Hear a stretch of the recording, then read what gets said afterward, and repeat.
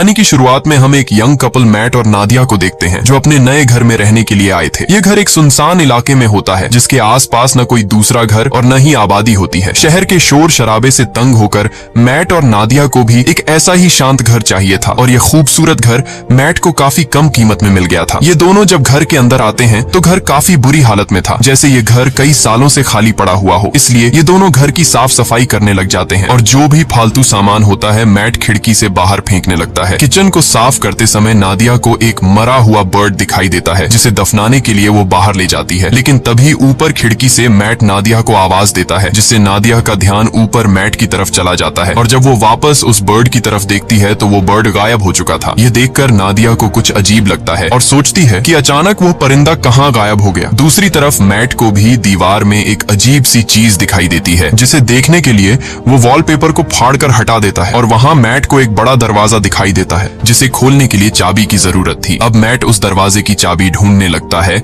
और उसे बाहर फेंकी गई कबाड़ में चाबी मिल जाती है, जिसके बाद वो चाबी को दरवाजे के होल में डालकर दरवाजा खोल देता है। यहाँ नादिया भी पहुंच जाती है। ये दोनों देखते हैं कि अंदर एक काले गहरे अंधेरे वाला कमरा है और जैसे ही ये दोनों उस कमरे के अंदर जाते हैं तभी बाहर की लाइट्स अचानक ब्लिंक करने लग जाती हैं। ये देखकर इन दोनों को कुछ गड़बड़ महसूस होती है और इस प्रॉब्लम को दूर करने के लिए मैट कहता है कि हमें एक इलेक्ट्रिशियन को बुलाना चाहिए। ये कहकर वो वहाँ से चला जाता है और नादिया उस रूम के पास अकेली रह जाती है। नादिया अब सोचती है कि उसे इस रूम में जाना चाहिए या फिर नहीं, लेकिन फिर नादिया को कुछ अजीब सा डर महसूस होता है, इसलिए वो भी मैट के पीछे चली जाती है। इस तरह से रात गुजर जाती है और अगले दिन नादिया एक इलेक्ट्रिशियन को कॉल करती है। कुछ देर बाद लाइट्स ब्लिंक होने की प्रॉब्लम को दूर करने के लिए एक इलेक्ट्रिशियन आता है जो कि घर की लाइट्स को चेक करते हुए नीचे बेसमेंट में पहुंच जाता है और वहां का नजारा देखकर वो हैरान रह जाता है क्योंकि पूरा का पूरा बेसमेंट बिजली के वायर्स से भरा पड़ा था और कोई भी ऐसा कोना नहीं था जहां पर वायर्स ना हो। ये वायर्स काफी पुराने जमाने की लग रही थी और इलेक्ट्रिशियन भी कहता है कि मैंने आज तक इस तरह की चीजें कभी नहीं देखी। खैर, इलेक्ट्रिशियन जैसे तैसे करके घर की लाइट चालू करके जाने लगता है और जाते समय वो मैट से कहता है कि आखिर तुमने यह घर क्यों खरीदा? इस घर के पहले मालिक का मर्डर इसी घर में हुआ था और उस दिन के बाद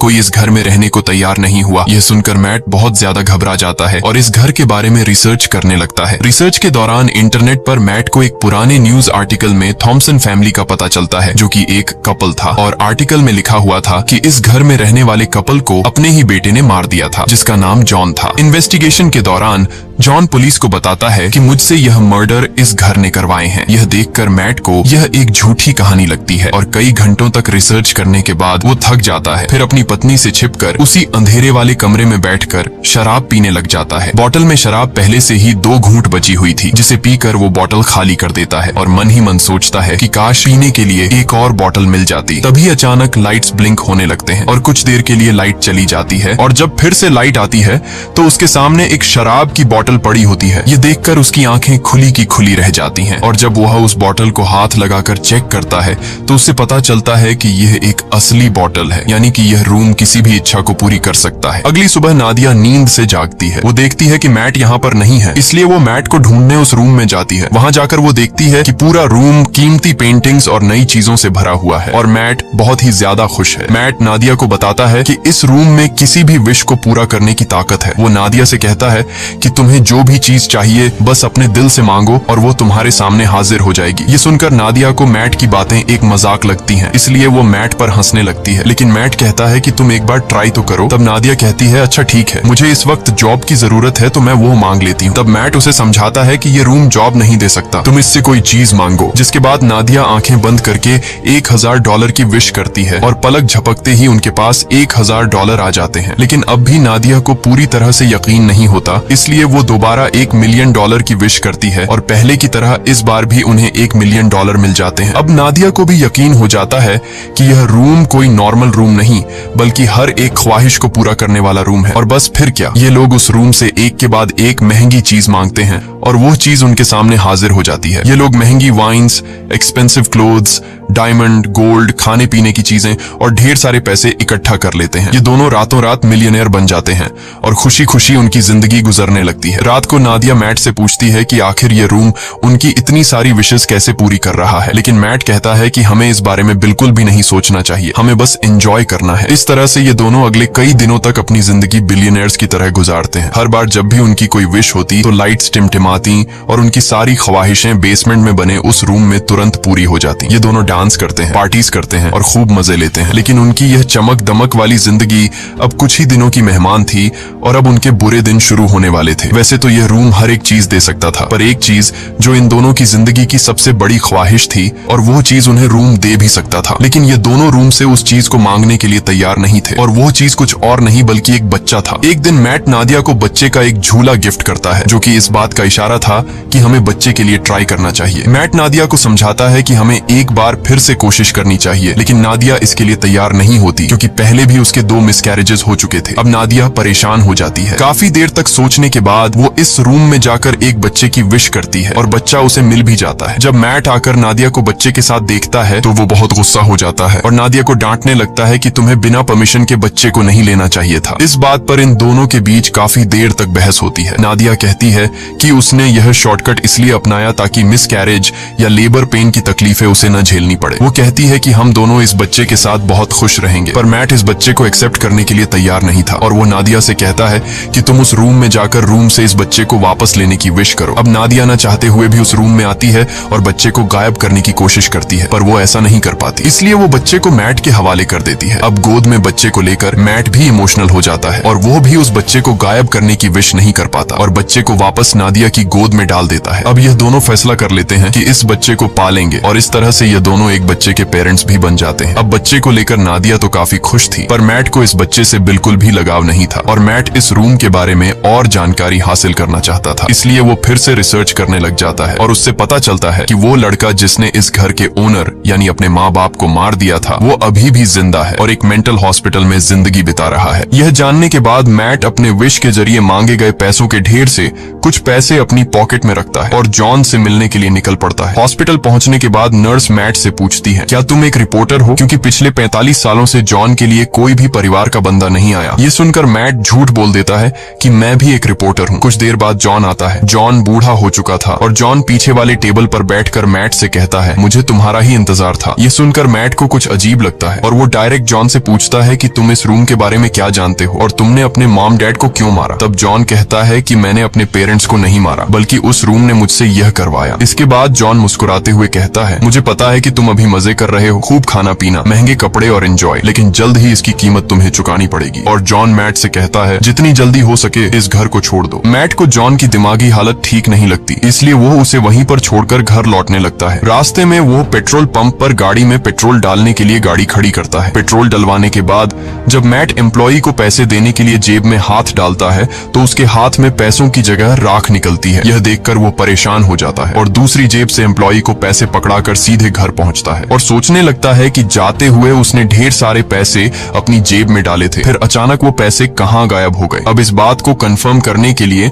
उसने रूम से विश के जरिए जो पैसे मांगे थे वो उन पैसों को उठाकर बाहर खिड़की से फेंक देता है और देखते ही देखते वो पैसे अचानक गायब हो जाते हैं। इसके बाद मैट विश के जरिए मांगी गई एक पेंटिंग को उठाकर उसका आधा हिस्सा घर के अंदर रखता है और आधा बाहर। कुछ ही देर बाद जो हिस्सा घर से बाहर था वो राख में बदल जाता है और बाकी का हिस्सा वैसा का वैसा ही रहता है। यह देखकर मैट समझ जाता है कि वो लोग इस रूम से मिली किसी भी चीज को घर के बाहर नहीं ले जा सकते, नहीं तो वो सारी चीजें राख में बदल जाएंगी। मैट अब रूम की दीवार को तोड़ने लगता है ताकि उसे पता चल सके कि आखिर इस रूम में क्या छिपा है, पर दीवारों के अंदर उलझी हुई वायर्स के अलावा और कुछ भी नहीं था। हर जगह बस वायर्स ही वायर्स थीं। दीवारों को तोड़ने के शोर से नादिया भी वहाँ पर पहुँच जाती है। नादिया बच्चे को गोद में लिए बाहर की तरफ जाने लगती है, पर मैट उसे बाहर जाने से रोक लेता है और कहता है कि बच्चे को बाहर ले जाना सेफ नहीं है। वो उसे असली वजह नहीं बता पाता, मगर खुद उसे पता चल चुका था कि जो कुछ भी उस कमरे से विश के जरिए मांगा गया है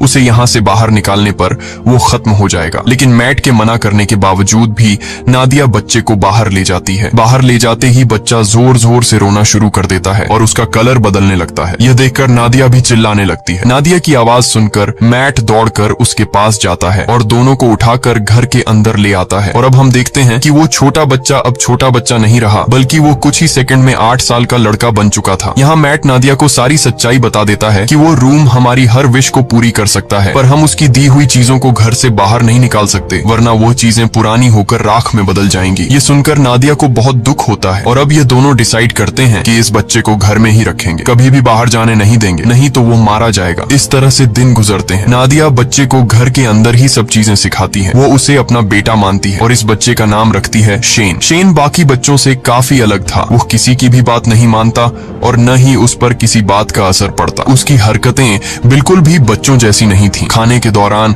वो बर्फ खाया करता था, लेकिन इन सब हरकतों के बावजूद भी नादिया शेन से बहुत ज्यादा प्यार करती थी। नादिया शेन को समझाती है कि वो घर के बाहर नहीं जा सकता, क्योंकि बाहर खतरनाक लोग हैं जो उसे मार देंगे। ये सुनकर शेन बहुत मायूस हो जाता है और घर के अंदर कभी खिड़की तो कभी दरवाजे से बाहर की दुनिया देखता है। नादिया जब भी घर से बाहर निकलती या फिर घर के अंदर आती, तब वो दरवाजे में ताला लगा दिया करती ताकि शेन घर से बाहर ना निकल सके। एक दिन जब शेन घर में स्नो ग्लोब से खेल रहा था, तभी वहाँ पर मैट आता है। अब क्योंकि मैट को शेन से बिल्कुल भी लगाव नहीं था, इसलिए वो शेन को डांटता है कि तुम्हें यहाँ पर नहीं खेलना चाहिए। डर के मारे शेन के हाथ से स्नो ग्लोब नीचे गिरकर टूट जाता है। शेन को मैट के इस बर्ताव से बहुत दुख होता है। रात को शेन उन दोनों के कमरे के पास जाकर चुपके से नादिया और मैट की बातें सुनने लगता है। वो दोनों उस रूम के बारे में बातें करते हैं। ये सुनकर शेन को शक होने लगता है कि जरूर उस रूम में कुछ ऐसा है जिससे मैं अनजान हूँ। वो सोचता है कि पता नहीं यह दोनों मुझे क्यों घर से बाहर नहीं जाने देते और उस रूम से दूर रहने को कहते हैं। इसलिए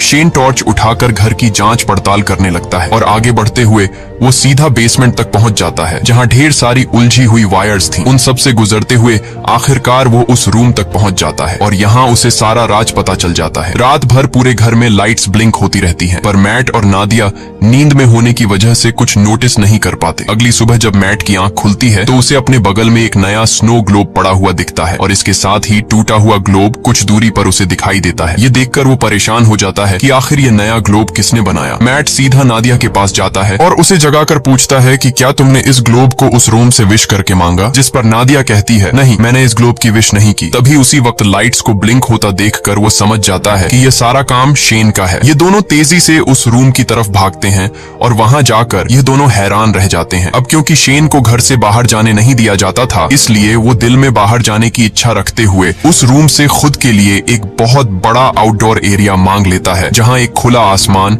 और बड़ा जंगल था और शेन मजे से वहां खेल रहा था। नादिया अपने बेटे की बनाई हुई दुनिया को देखकर खुश होती है और उसके साथ खेलने लगती है, लेकिन मैट शेन के इस काम से बिल्कुल भी खुश नहीं था, क्योंकि उसे डर था कि कहीं वह उस रूम से बंदूक या फिर कुछ गलत चीज न मांग ले जिससे उनकी जान खतरे में पड़ जाए। इसलिए वो शेन को हाथ से पकड़कर वापस घर के अंदर ले आता है। अब मैट उस रूम की चाबी अपने पास संभाल कर शेन को उस रूम में जाने से मना करता है, लेकिन नादिया मैट को ऐसा करने से रोकती है। वो कहती है कि हम पहले ही शेन को घर से बाहर जाने नहीं देते। अब बेचारे ने खुद के लिए एक अलग आउटडोर बना लिया है, इसलिए हमें उसे वहां जाने से नहीं रोकना चाहिए और वहां उसकी जान को भी खतरा नहीं है। पर मैट नादिया की बात नहीं सुनता और कहता है कि शेन अभी ना समझ है, मुझे डर है कि कहीं वो गलती से उस रूम से कुछ ऐसी चीज न मांग ले जिससे हम दोनों खतरे में पड़ जाएं। तभी फोन की घंटी बजती है और परमिशन न होने के बावजूद शेन फोन उठा लेता है, लेकिन जल्दी ही मैट उससे फोन छीनकर खुद बात करने लगता है। दूसरी तरफ कॉल पर जॉन था, जिसने शेन की आवाज सुनकर समझ लिया कि मैट ने उस रूम से एक बच्चा मांग लिया है। अब मैट भी उससे कोई बात नहीं छिपाता और कहता है कि हम इस बच्चे से अपनी जान कैसे छुड़ाएं। इधर किचन में रखे दूसरे फोन से नादिया इन दोनों की सारी बातें चुपके से सुनने लगती हैं। जॉन उसे अपनी सच्चाई बताता है कि मैं भी उस रूम से विश के जरिए मांगा गया हूँ। वो बताता है, मैंने अपने पेरेंट्स को इसलिए मारा क्योंकि मुझे भी बाहर की दुनिया देखनी थी, लेकिन जब मैं घर से बाहर निकलता तो मेरी उम्र बढ़ने लगती और जब मैंने रूम से पूछा तो उसने मुझे बताया कि अगर तुम्हें इस घर से बाहर निकलना है तो तुम्हें उस इंसान को मारना होगा जिसने विश करके तुम्हें मांगा है। इसीलिए मैंने विश करने वाली औरत को मार दिया और उसके साथ उसके हस्बैंड को भी मार दिया। यही वजह है कि आज मैं जेल में हूँ। वो मैट को बताता है कि मेरी और शेन की कहानी एक ही है। अगर तुम्हें शेन को बचाना है और उसे बाहर की दुनिया दिखानी है तो तुम्हें उस इंसान को मारना होगा जिसने शेन को विश करके मांगा था। अब अगर शेन को विश करके तुमने मांगा है तो तुम्हें अपनी कुर्बानी देनी होगी, और अगर तुम्हारी वाइफ ने शेन को मांगा है तो फिर तुम्हें उसे मारना होगा। और ये सारी बातें दूसरी तरफ कॉल पर नादिया भी सुन रही थी। नादिया ये सारी बातें सुनकर बहुत ज्यादा दुखी हो जाती है और वो गाड़ी निकालकर घर छोड़कर चली जाती है, जिससे मैट को उसकी फिक्र होने लगती है। नादिया शेन को जिंदगी देने के लिए खुद को मारने का सोचती है, पर वो ऐसा नहीं कर पाती। इधर मैट टेबल पर बैठकर शेन के साथ डिनर करने लग जाता है। तब शेन मैट से पूछता है कि मेरी मॉम कहाँ गई, और उससे और भी कई सारे सवाल पूछता है, जिससे झुंझलाकर वो शेन को बता देता है कि वो उनका असली बेटा नहीं है और न ही उसकी कोई पेरेंट्स है। इतना ही नहीं, वो गुस्से में आकर शेन को रूम से बाहर निकाल देता है। डर के मारे शेन रोते हुए ऊपर अपने रूम में चला जाता है। कुछ ही देर में मैट को अपनी गलती का एहसास होता है। वो शेन के रूम में जाकर उससे माफी मांगने लगता है और सारी रात वो दोनों साथ में सोते हैं। जब नादिया वापस घर लौटती है तो इन दोनों को एक साथ सोते देखकर उसे बहुत अच्छा लगता है। कुछ देर बाद मैट की आंख खुल जाती है और वो देखता है कि नादिया घर वापस आ चुकी है। मैट नादिया से कहता है कि मैं तुम्हारे लिए बहुत ज्यादा परेशान हो रहा था, और कहता है मुझे माफ कर दो क्योंकि मैं शेन पर चिल्लाया और तुमसे भी झगड़ा किया। बातचीत के दौरान ये दोनों एक दूसरे के करीब आने लगते हैं, और जब ये दोनों रूम में इंटीमेट हो रहे थे तब शेन चुपकर दरवाजे से उन्हें देखने लगता है। वो अपने दिल में नादिया के लिए अट्रैक्शन महसूस करता है। अब उसे भी ये सारी चीजें करनी थी, इसलिए अब वो इन दोनों के सोने का इंतजार करता है। जब ये दोनों गहरी नींद में चले जाते हैं तब शेन चुपके से आकर मैट की पॉकेट से घर के बाहर जाने की चाबी चुरा लेता है। अगले दिन सुबह मैट और नादिया फ्रंट डोर को खुला देखकर समझ जाते हैं कि शेन घर से बाहर निकल गया है, इसलिए उन्हें डर था कि कहीं वो मर न गया हो। लेकिन तभी घर के एक अलग हिस्से में शेन को देखकर दोनों हैरान हो जाते हैं, क्योंकि शेन अब जवान और ताकतवर हो चुका था। वो अपने पेरेंट्स की तरफ गन पॉइंट करके उन्हें धमकाता है। तब नादिया उसे समझाने की कोशिश करती है। इसी बीच मैट शेन पर हमला कर देता है और दोनों में फाइट होने लगती है। लेकिन उनकी फाइट के दौरान नादिया को धक्का लगता है, जिससे वह नीचे गिरकर बेहोश हो जाती है। कुछ देर बाद मैट उसे जगाते हुए बताता है कि शेन को गलती से गोली लगने की वजह से वो मर गया। ये सुनकर नादिया रोने लगती है। मैट उसे तसल्ली देकर वापस घर में ले आता है, और यहाँ आता है कहानी में सबसे बड़ा ट्विस्ट, क्योंकि अभी जो मैट नादिया को उठाकर घर लेकर गया वो असल में मैट नहीं बल्कि शेन है। इधर दूसरे रूम में जहाँ उनकी फाइट हुई थी, असली मैट होश में आ जाता है और पूरे घर में अपनी वाइफ की तलाश करता है। तभी लाइट्स को फिर से टिमटिमाते देखकर वो उस रूम की तरफ जाता है, पर वहां भी उसकी वाइफ नादिया मौजूद नहीं थी। इधर नादिया को बिल्कुल भी खबर नहीं थी कि इसके साथ बैठा हुआ आदमी मैट नहीं बल्कि शेन है। लेकिन नादिया को भी मैट में कुछ बदलाव नजर आता है, और जल्द ही उसकी बर्फ खाने की आदत से नादिया को पता चल जाता है कि ये मैट नहीं बल्कि शेन है, जिसने रूम से विश करके अपने आप को मैट का रूप दे दिया है। दूसरी तरफ असली मैट समझ जाता है कि वो अकेला इस घर में फंसा है। शेन ने उसकी वाइफ को इस घर से किसी दूसरे घर में विश के जरिए शिफ्ट कर लिया है। अब वो इस घर से बाहर निकलने के लिए पूरी ताकत लगाकर दीवार को तोड़ने लगता है, और आखिर सारे वायर्स को पार करके वो उस रूम तक पहुंच जाता है, जो कि अब एक जंगल था जहां ढेर सारे ऊंचे ऊंचे पेड़ थे। वहां जाकर मैट को पता चलता है कि शेन ने रूम का यूज करके इस जगह को काफी बड़ा कर लिया था, और वहां शेन ने उन्हीं की तरह एक डुप्लीकेट घर भी बना लिया था। वो यह भी समझ चुका था कि शेन ने उसका रूप नादिया को किडनैप करके इस डुप्लीकेट घर में रखने और अकेले में उसके साथ फिजिकल होने के लिए किया था। ये ख्याल आते ही अपनी बीवी को वापस पाने के लिए मैट उस जंगल में दौड़ते हुए फाइनली उस डुप्लीकेट घर के अंदर पहुंच जाता है, जहां शेन नादिया के साथ जबरदस्ती करने की कोशिश कर रहा होता है। मैट को अंदर आते देखकर शेन फिर से लड़ाई के लिए तैयार हो जाता है। अब यहाँ नादिया भी पहचान नहीं पाती कि असली मैट कौन सा है, क्योंकि वो दोनों बिल्कुल सेम टू सेम थे। और यहाँ ये दोनों नादिया से कहते हैं कि मेरे साथ चलो। अब नादिया समझदारी से काम लेते हुए शेन का नाम लेती है, जिसे सुनते ही शेन उसकी तरफ देख लेता है, और नादिया को समझ आ जाता है कि यह शेन है। जिसके बाद वो शेन को धक्का देकर नीचे गिरा देती है। जमीन पर गिरते ही वो अपने असली रूप में आ जाता है। उधर मैट और नादिया रूम से बाहर निकलने की कोशिश करते हैं, पर निकल नहीं पाते, क्योंकि शेन ने रूम से उनके इसी घर में फंसे रहने की विश मांगी हुई थी। लाख कोशिशों के बाद भी जब वो लोग घर से नहीं निकल पाते तो मैट रुक जाता है और वहां से निकलने का कोई तरीका सोचने लगता है। यहाँ मैट होशियारी से एक ऐसी विश करता है कि हम दोनों का नया रूप इस घर के अंदर ही रहे और हमारा असली रूप इस घर से बाहर चला जाए। तभी अचानक वहां पर शेन भी आ जाता है और मैट को चाकू घोंपकर मार डालता है। इसके बाद वो नादिया को समझाने लगता है कि तुम मैट को भूल जाओ और मेरे साथ रहो। लेकिन इन्हीं बातों के दौरान उसे एहसास होता है कि यह दरअसल मैट और नादिया के क्लोन है, जबकि असली मैट और नादिया दौड़कर रूम के बाहर जंगल की तरफ भागते हैं। यह देखकर शेन बहुत गुस्सा हो जाता है और तेजी से उनके पीछे दौड़ने लगता है। यहाँ यह दोनों असली घर में पहुंच जाते हैं। जब शेन भी असली घर में पहुंचता है तो वो दौड़कर मैट पर अटैक कर देता है, लेकिन लेकिन यहाँ मैट समझदारी से काम लेते हुए शेन को कसकर पकड़कर अपने साथ घर से बाहर निकाल लेता है। शेन अपनी जान को खतरे में देखकर वापस दरवाजे की तरफ भागता है, पर अंदर घुसने से पहले ही नादिया दरवाजा बंद कर लेती है। अब यहाँ शेन नादिया को बहकाने की कोशिश करता है। वो कहता है, प्लीज मॉम, मेरे लिए दरवाजा खोल दो। लेकिन नादिया अब समझ चुकी थी, इसलिए वो रोते हुए शेन को बूढ़ा होते देखती है। धीरे धीरे उसकी बॉडी गलने लगती है और आखिर में वो राख में बदल जाता है। नादिया उसके पास आती है और उसकी बॉडी से बनी हुई राख को हाथ में उठाकर रोने लगती है, क्योंकि नादिया ने उसे अपना बेटा माना था। इसके बाद मैट नादिया के पास आता है और दोनों एक दूसरे को गले लगा लेते हैं। अब सीन शिफ्ट होता है और हमें कुछ महीने बाद का सीन दिखाया जाता है, जहां मैट और नादिया एक छोटे से घर में सेटल्ड हो जाते हैं और सुकून से रहने लगते हैं। पर थोड़े ही दिनों बाद नादिया डरते हुए अपना प्रेगनेंसी टेस्ट करती है और रिपोर्ट पॉजिटिव आती है, यानी अब इन दोनों का खुद का एक बेबी आने वाला है। इसी के साथ ये कहानी खत्म हो जाती है। अगर आपको ये वीडियो अच्छी लगी हो तो हमारे चैनल को सब्सक्राइब और वीडियो को लाइक जरूर कीजिएगा।